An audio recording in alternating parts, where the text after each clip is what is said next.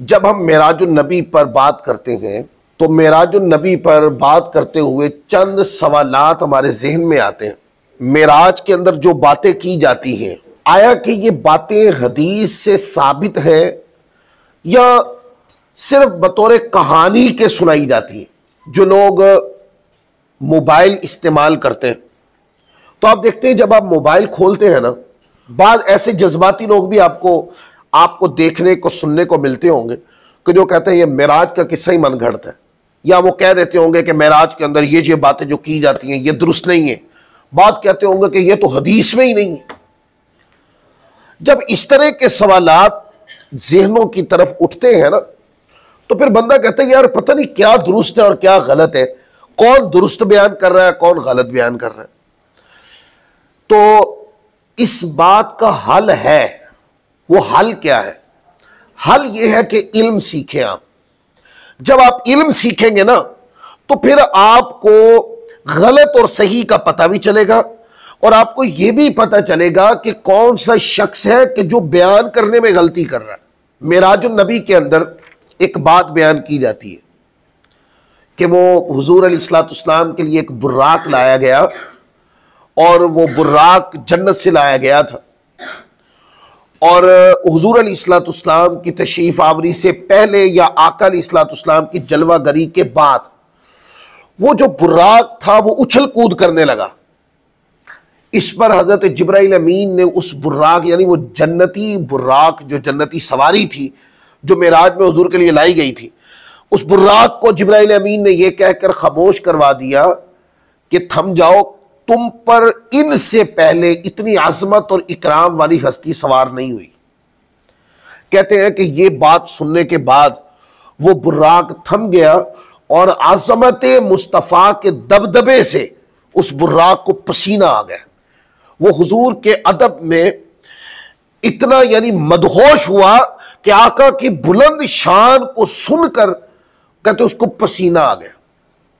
اب کئی لوگ آپ کو ایسے ملیں گے کہ جو کہیں گے یہ تو من گھڑت افسانہ ہے، یہ تو کتاب میں نہیں، یہ تو حدیث میں ہے ہی نہیں۔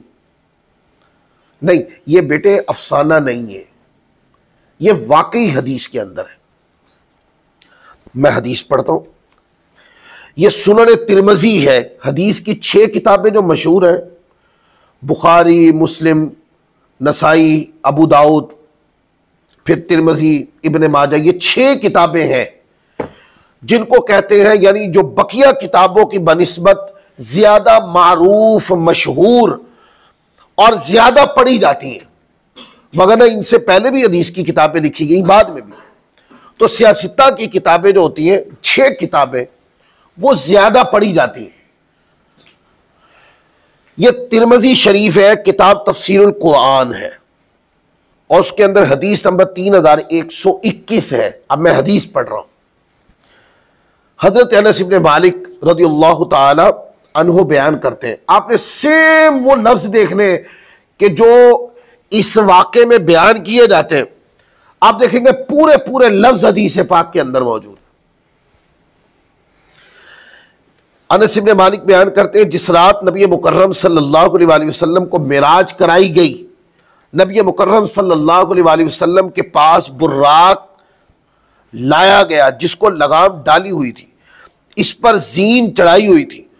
اس نے نبی مکرم صلی اللہ علیہ وآلہ وسلم کے سامنے شوخی سے اچھل کود کی، تو اس سے حضرت جبرائیل امین علیہ السلام نے کہا کیا تم سیدنا محمد الرسول اللہ صلی اللہ علیہ وآلہ وسلم کے ساتھ اس طرح کر رہے ہو؟ سیدنا محمد الرسول اللہ صلی اللہ علیہ وآلہ وسلم سے بڑھ کر مکرم کوئی شخصیت آج تک تم پر سوار نہیں ہوئی۔ تب براق تھم گیا اور اس کو پسینہ آ گیا۔ ساری بات حدیث پاک سے آ گئی کہ نہیں؟ اب آپ نے پڑھ لی، حدیث سن لی، یہ حدیث ہے اور آقا علیہ السلام کا فرمان ہے۔ جب اس بات کو کلیئر ہو گئی، اب کوئی بندہ یہ کہے کہ یہ افسانہ ہے، یہ ایک من گھڑت کہانی ہے، تو اس نے یہ جرأت کسی خطیب کے بیان پر نہیں کی، اس نے یہ جرأت نبی کریم صلی اللہ علیہ وآلہ وسلم کی حدیث پہ کی۔ اس نے یہ علمی جو اعتراض ہے یہ کسی خطیب کے بیان پر نہیں کیا. کس پر کیا؟ آقا علیہ الصلوۃ والسلام کی حدیث پر. اور جس کو حدیث پر ہی اعتراض ہے اس کی بات سننے کی ضرورت کیا ہے؟ دنیا میں سب سے بڑا علمی ذخیرہ قرآن ہے اور قرآن کے بعد حدیث ہے. جس بندے کو یہ لگے کہ کوئی چیز ہے جو حدیث میں آ گئی ہے اور اس کے بعد بھی وہ یہ کہے کہ نہیں یہ من گھڑت ہے، اس کا مطلب یہ ہے اس کے درست کہنے اور غلط کہنے کا جو پیمانہ ہے وہ علمی نہیں ہے، وہ جاہلانہ پیمانہ، اس نے پڑھا نہیں ہے. اور جس نے کتابوں کو پڑھا ہے، جو حدیث کی کتابوں کو پڑھتا ہے، تو یقیناً یہ حدیث اس کی آنکھوں کے سامنے سے گزرنی چاہیے. ہاں، جس کے پاس علم نہیں ہے اس کو چاہیے وہ علماء سے پوچھے. علم کی کمزوری کی وجہ یہ نہیں ہے کہ آپ مذہب پہ اعتراض شروع کر دیں، نہیں. علم کی کمزوری کا مطلب یہ کہ علماء کے پاس جائیں، سوال کریں، علماء سے پوچھیں. یہ نہیں کہ یوٹیوب کھولیں اور ویڈیو بنائیں اور آپ معراج النبی کو مانتے نہیں ہیں، سو آپ سمجھتے ہیں یہ سب من گھڑت ہے، اور اس رد کرنے کے ذام کے اندر آپ حضور علیہ الصلوۃ والسلام کی حدیث کو بھی رد کرتے جائیں. پھر آگے چلیں. یہ واقعہ بیان ہوتا ہے موسیٰ علیہ الصلوۃ والسلام جب حضور معراج میں جا رہے تھے تو موسیٰ علیہ الصلوۃ والسلام اپنی قبر میں نماز پڑھ رہے تھے. یہ بات بیان ہوتی ہے معراج میں. آقا علیہ الصلوۃ والسلام کی یہ حدیث ہے. لوگ اس کو کہانی کہتے ہیں، لوگ کہتے ہیں نہیں یہ تو ہے ہی نہیں. لوگ یہاں تک بھی کہہ دیتے ہیں کہ نہیں جی یہ تو بس اپنی طرف سے ایک کہانی بنائی ہے، معراج میں تو یہ واقعہ ہی نہیں ہوا. نہیں، یہ معراج النبی میں ہوا ہے، یہ حدیث سے پوری. یہ جو بات ہے یہ صحیح مسلم شریف کے اندر آئی ہے. اب کمال بات یہ ہے جن لوگوں کو معراج النبی کے واقعات کے اوپر اعتراضات ہیں وہ ایسی بات پہ اعتراض کر جاتے ہیں جو مسلم جیسی کتاب کے اندر ہے. بخاری مسلم زیادہ پڑھی جانے والی کتابیں حدیث کی. کیا وجہ کہ آپ اتنی مشہور کتاب بھی حدیث کی پڑھ نہیں سکے؟ تو اگر آپ کا مطالعہ اتنا کم ہے تو پھر آپ کو اعتراض ہی کیوں کرنا ہے؟ آپ سیکھتے کیوں نہیں کسی عالم کے پاس جا کر؟ میں حدیث پڑھ رہا ہوں. یہ حدیث صحیح مسلم کتاب الفضائل کے اندر جہاں موسیٰ علیہ الصلوۃ والسلام کی فضیلت کا بیان آیا ہے وہاں پر یہ حدیث ہے، اور امام مسلم 2 بار اس کو اپنی کتاب کے اندر لائے ہیں. ایک بار حدیث نمبر 6157 6158 2 مرتبہ یہ مسلم شریف میں آئی حدیث. اور یہی روایت سنن نسائی حضرت موسیٰ علیہ الصلوۃ والسلام کے ذکر کا جو بیان ہے کتاب الصلاۃ کے اندر، اس کے تحت یہ حدیث امام نسائی 3 مقام پہ لائے، 1627 1628 اور 1630. اب اور بھی کتابیں ہیں جیسے صحیح ابن حبان اور باقی. میں صرف یہ بتانا چاہتا ہوں وہ جو حدیث کی 6 زیادہ معتبر زیادہ پڑھے جانے والی کتابیں، یہ روایت تو اس کے اندر کئی بار آئی ہے، اور جو کہتے ہیں کہ یہ واقعہ معراج میں نہیں ہوا ان کے پاس سوائے اس اعتراض کے، غیر علمی اعتراض کے، کچھ بھی نہیں ہے. اب حدیث سنیں. حضرت انس بن مالک رضی اللہ تعالیٰ عنہ بیان کرتے ہیں رسول اللہ صلی اللہ علیہ وآلہ وسلم نے فرمایا جس رات مجھے معراج کرائی گئی، معراج کا لفظ ہے اس کے اندر، جس رات مجھے معراج کرائی گئی میرا حضرت موسیٰ علیہ الصلوۃ والسلام پر کثیف احمر یعنی کہ سرخ ٹیلے کے پاس، کثیف احمر کے پاس سے گزر ہوا. اس وقت وہ اپنی قبر میں کھڑے نماز پڑھ رہے تھے. اچھا اب دیکھیں، ایک تو یہ بات ہوگی کہ یہ واقعہ معراج میں یہ بات درست ہوئی ہے. دوسرا آپ نے کبھی غور کیا وہ براق کی صفات کے اوپر کہتے ہیں براق اتنی تیز دوڑتا تھا، اس کا نام براق ہے، یہ برق یعنی وہ بجلی کسی رفتار سے دوڑتا ہے. اور علماء نے لکھا ہے کہ جس سواری پر حضور سوار تھے وہ جہاں تک دیکھتی تھی نا وہاں تک قدم اٹھاتی تھی. عام جانور ایسا نہیں کر سکتا، عام بندہ ایسے نہیں کر سکتا کہ جہاں تک وہ دیکھتا ہے وہاں تک قدم اٹھائے، نہیں. وہ جو براق تھا اس کی یہ شان تھی. وہ کہتے ہیں جہاں تک وہ دیکھتا تھا وہاں تک وہ قدم اٹھاتا تھا تو اس کی سپیڈ کتنی زیادہ ہوگی. تو آپ غور کریں, اگر بہت تیز جہاز چل رہا ہے, اب براق کی سپیڈ تو جہاز سے بہت زیادہ تیز تھی, تیز رفتار جہاز چل رہا ہو تو اس پہ سوار بندہ نیچے غور کر سکتا ہے کہ کون ہے, کہاں ہے, کیا کر رہا ہے, اس کا نام کیا ہے؟ غور کر سکتا ہے؟ نہیں کر سکتا.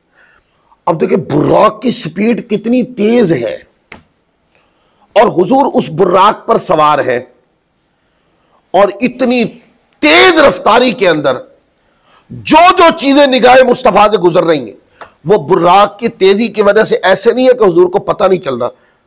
آقا علیہ السلام سب کو غور سے دیکھ رہے ہیں, اور جس چیز کو دیکھ رہے ہیں آقا علیہ السلام اس چیز کو دیکھنے کے بعد اس کی پوری حیات اور تفصیل اور ادراک کو بیان کر رہے ہیں. علماء فرماتے ہیں یہ بھی معراج تو خود معجزہ ہے نا, اور معراج معجزات کا منبع بھی ہے, یعنی معجزات کا سمندر ہے معراج. اتنی تیز رفتاری کے اندر آقا علیہ السلام براق پر تشریف فرما رہے, آپ کی ذات میں جسم مقدس میں کوئی تغیر واقع نہیں ہوا, اور کہتے ہیں کہ براق پر بیٹھ کے جو چیز بھی نگاہ مصطفیٰ میں آئی آقا علیہ السلام نے پوری اس کی نشاندہی, اس کے ادراک کو بیان کیا. جیسے حضور فرماتے میں جا رہا تھا, میں نے سرخ ٹیلے کے پاس دیکھا موسیٰ علیہ السلام اپنی قبر میں نماز پڑھ رہے تھے. اتنی سرعت رفتاری میں, اتنی تیزی کے ساتھ براق چلے تو کیسے پتہ چل سکتا ہے کون کہاں ہے, کیا کر رہا ہے؟ علماء نے فرمایا اس لیے حضور نے بتا دیا کہ براق کی بہت تیز رفتار تھی, لیکن براق کی رفتار نگاہ مصطفیٰ سے زیادہ نہیں تھی, حضور کی نگاہ سے زیادہ نہیں تھی. تو یہ کہہ دینا کہ یہ روایت من گھڑت ہے, یہ روایت درست نہیں ہے, یہ حدیث کی کتابوں میں نہیں ہے, یہ سوائے چرب بیانی کے کچھ بھی نہیں ہے. معراج کے اندر یہ بات بیان ہوتی ہے, حدیث کے اندر یہ بات موجود ہے.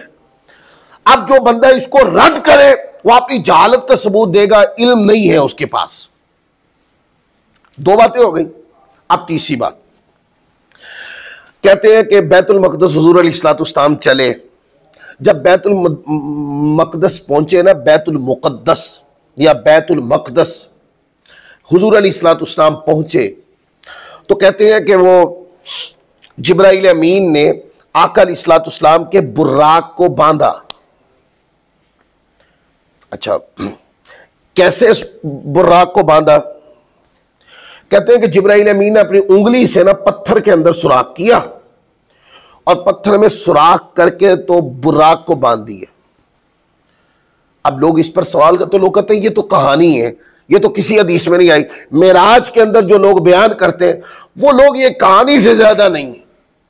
بھئی کہانی نہیں ہے, یہ حدیث پاک. دیکھیں نا, آپ ہر بات کو کہانی کہہ کر کیا حدیث کا مذاق اڑائیں گے؟ میں یوٹیوبر حضرات سے پوچھتا ہوں جو لوگ ویڈیو بناتے ہیں اور اپنے آپ کو محقق ثابت کرنے لگ جاتے ہیں, غور تو کریں اس بات کے اوپر. آپ ہر بات کو کہانی کہہ کر آقا کی ہر حدیث کو رد کرتے جائیں گے, مذاق بن جائے گا کسی دن آپ. کیونکہ آپ علمی طور پر کسی بندے کی بات کو مذاق نہیں بنا رہے, کہانی کہہ کر آپ نبی کریم صلی اللہ علیہ وسلم کی حدیث کو کہانی کہہ رہے ہیں.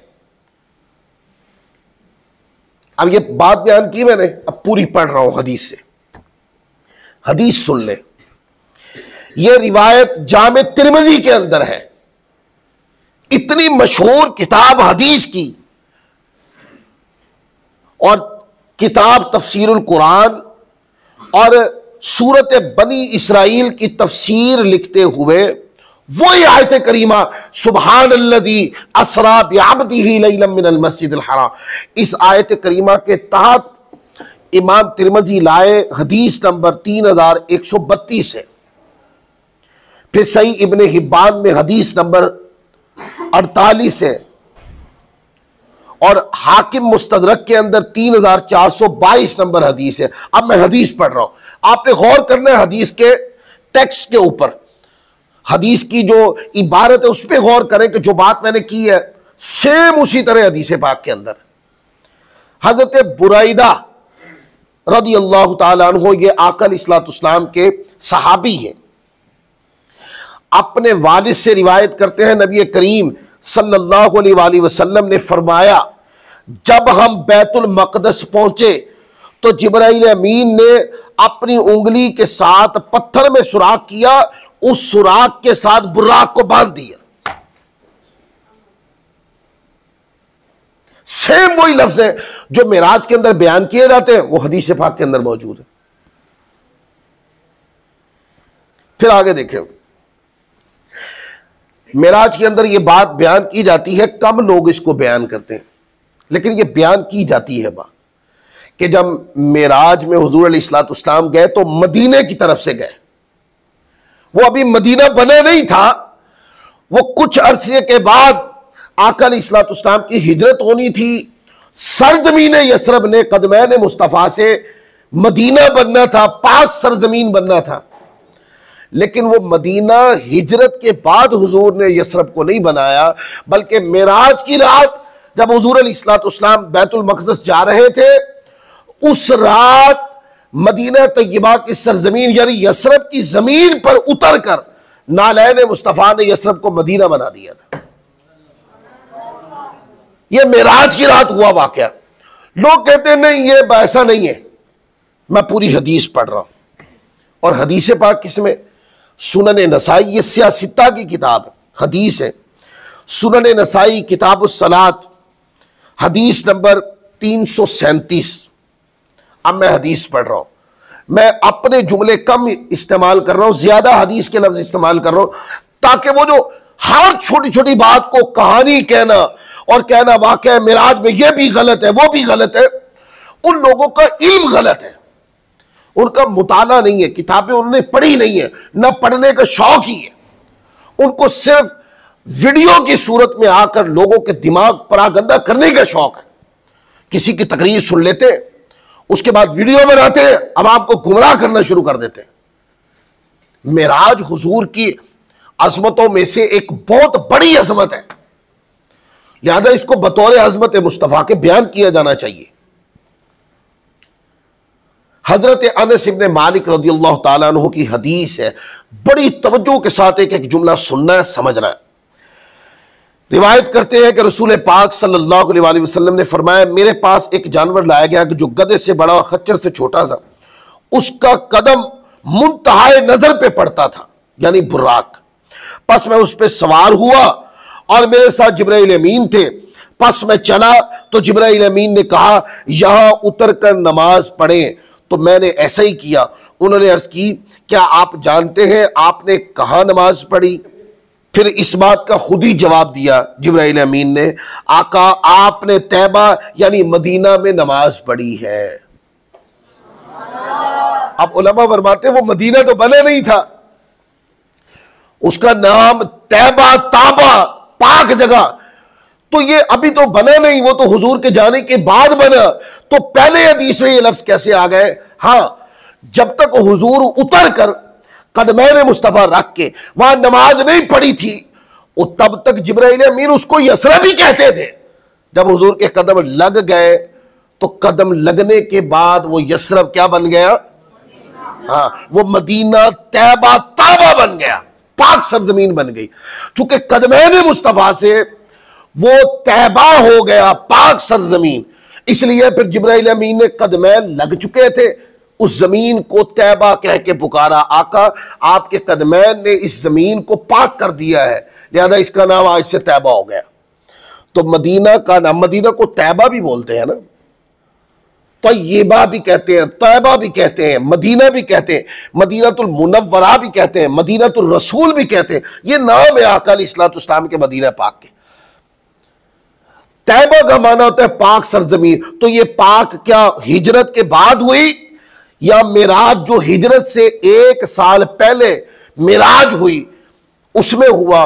ہجرت سے 1 سال پہلے مدینہ طیبہ بن چکا تھا، قدمین مصطفیٰ معراج کی رات وہاں نماز پڑھ کے وہ جو یثرب یعنی بیماریوں کی سرزمین تھی اس کو حضور کے نالین مقدسین نے پاک اور بیماریوں سے پاک کر دیا تھا۔ وہ لفظ آ گئے، تو معراج میں جاتے ہوئے پہلا سٹاپ کہاں ہوا؟ کہاں ہوا؟ مدینہ طیبہ کا۔ اب کوئی کتنا بھی زور لگا، بھئی لگا لے، تھک جائیں گے تو بس کر دیجئے۔ آپ کسی کے زور لگانے سے، غلط فہمی پیدا کرنے سے، زیادہ چلا کے بولنے سے، زیادہ زور دے کے کہنا کہ یہ نہیں ہے، تو بھئی آپ نہیں کرتے، آپ اپنا سانس سکھا لیں، تھک جائیں گے تو بس کر دیجئے گا۔ کسی کے کہنے سے حدیث غلط نہیں ہوتی۔ یہ واقعہ معراج ہے، اور واقعہ معراج کے اندر یہ واقعہ پیش آیا۔ پھر آگے دیکھیں، میں پوری حدیث پڑھ دیتا ہوں۔ پھر کہتے ہیں حضور علیہ السلام، آقا علیہ السلام نماز پڑھی، اور یہی آپ کی جائے ہجرت ہے۔ یہ جبرائیل امین نے حضور کی بارگاہ میں عرض کیا، پھر کہا یہاں اتر کر نماز پڑھے۔ آقا فرماتے میں نے نماز پڑھی، تو کہا کیا آپ کو معلوم ہے کہ آپ نے کہاں نماز پڑھی؟ تو پھر خود ہی جبرائیل امین بتانے لگے، آقا آپ نے طور سینا میں نماز پڑھی ہے، جہاں موسیٰ علیہ السلام نے 40 دن اللہ کے ساتھ ہم کلام ہوئے تھے، 40 دن کے لیے اس وادی سینا میں آئے تھے۔ آقا آپ نے موسیٰ علیہ السلام کی جائے معراج کے اوپر حضور نماز پڑھی ہے۔ تو معراج کی رات حضرت موسیٰ علیہ السلام کی جو جائے معراج ہے طور سینا، آقا علیہ السلام طور سینا پہ بھی رکے تھے۔ وہ آتا ہے نا فَخْلَعْنَا عَلَيْكَ إِنَّكَ بِالْوَادِ الْمُقَدَّسِ طُوَىٰ وَأَنَا اخْتَرْتُكَ فَاسْتَمِعْ لِمَا يُوحَىٰ۔ موسیٰ علیہ السلام کو جب بلایا گیا اور کہا فَخْلَعْنَا عَلَيْكَ، کہ جب طور سینا میں داخل ہو جائے، وادی مقدس طور سینا میں، فَخْلَعْنَا عَلَيْكَ، اپنے نالین مقدسین اتار دیں۔ اِنَّكَ بِالْوَادِ الْمُقَدَّسِ طُوَىٰ، یہ مقدس وادی ہے۔ تو موسیٰ علیہ السلام کو اللہ تعالیٰ نے بلایا معراج کی رات۔ موسیٰ علیہ السلام اس مقام پر خود چل کے آئے۔ جب وہ مقام آیا تو نالین اتروا دیے گئے، اور معراج کی رات حضور علیہ السلام تو آرام فرما تھے، تو آقا علیہ السلام کو فرستادہ بھیج کر اللہ نے بلایا۔ موسیٰ علیہ السلام آئے، خود آئے، اور 40 دن کے لیے آئے، 30 دن کے لیے بلوائے گئے، پھر بڑھا کر 40 کر دیے گئے۔ اور آقا علیہ السلام کو معراج کے لیے اللہ نے اپنا فرستادہ جبریل بھیجا، اور وہ حضور کی بارگاہ میں آئے، اور رات کے انتہائی قلیل حصے میں کائنات اور کائنات سے بھی بلند تر بالا چیزوں کو دیکھ کر، اور اللہ تعالیٰ کا حسن قدرت کا دیدار کر کے جو جلوہ اس نے اپنی شان کے لائق دکھایا تھا، حضور علیہ السلام واپس تشریف لے آئے۔ تو پھر آگے کہتے ہیں جب نماز پڑھ لی تو جبرائیل امین نے کہا جہاں اللہ تعالیٰ نے موسیٰ علیہ السلام سے ہم کلام ہوا، آقا آپ نے وہاں نماز پڑھی۔ پھر چلے تو جبرائیل امین نے کہا یہاں اتر کر نماز پڑھے۔ پس حضور فرماتے میں اترا، میں نے نماز پڑھی۔ انہوں نے کہا کیا آپ کو معلوم ہے کہ آپ نے کہاں نماز پڑھی؟ تو خود ہی جواب دیتے ہوئے کہا آپ نے بیت اللحم میں نماز پڑھی، جہاں عیسیٰ علیہ السلام پیدا ہوئے تھے۔ پھر میں بیت المقدس میں داخل ہوا، انبیاء کرام کو میرے لیے جمع کیا گیا تھا، پس حضرت جبرائیل امین نے مجھے آگے کیا یہاں تک کہ میں نے ان کی امامت کی۔ جہاں اللہ تعالیٰ کا نبی عبادت کرے وہ کیا ہوتی؟ چلا گاہ، عبادت گاہ۔ کیا ہوتی ہے؟ عبادت گاہ۔ کوئی عمل حضور علیہ السلام کے علاوہ کوئی اور ذات کرے تو وہ عمل شریعت میں سنت نہیں بنتا، یہ علمی بات ہے۔ تو آقا علیہ السلام حضرت موسیٰ علیہ السلام کی جائے معراج اور جائے عبادت پر جا کر بھی آپ نے نماز پڑھ دی، اور عیسیٰ علیہ السلام کی جائے ولادت پہ جا کے نماز پڑھ دی، تاکہ شریعت مصطفیٰ میں یہ بات سنت ثابت ہو جائے کہ انبیاء کرام جہاں عبادت کریں، جہاں پیدا ہو، جہاں سے گزر جائیں، جہاں گھر بنے ان کا، وہاں پر جا کر اللہ کی عبادت کرنا یا وہاں برکت کا عقیدہ رکھنا، یہ حضور علیہ السلام کی سنت ہے۔ لہذا اب کوئی بندہ ویڈیو کھولے اور کہے کہ جناب کسی بزرگ نے فلاں جگہ عبادت کی تو لوگ وہاں برکت کے لیے کیوں لاتے ہیں، تو اس سوال کا جواب ہمیں اب دینے کی ضرورت نہیں ہے، حدیث میں اس کا جواب آ گیا۔ یہ ویڈیو بنا کر اب زیادہ غصے سے باتیں کرنے والوں کو سمجھنا ہے کہ جو بات حدیث میں آ گئی اس پر سوال نہیں کرتے، اس پہ عمل کرتے۔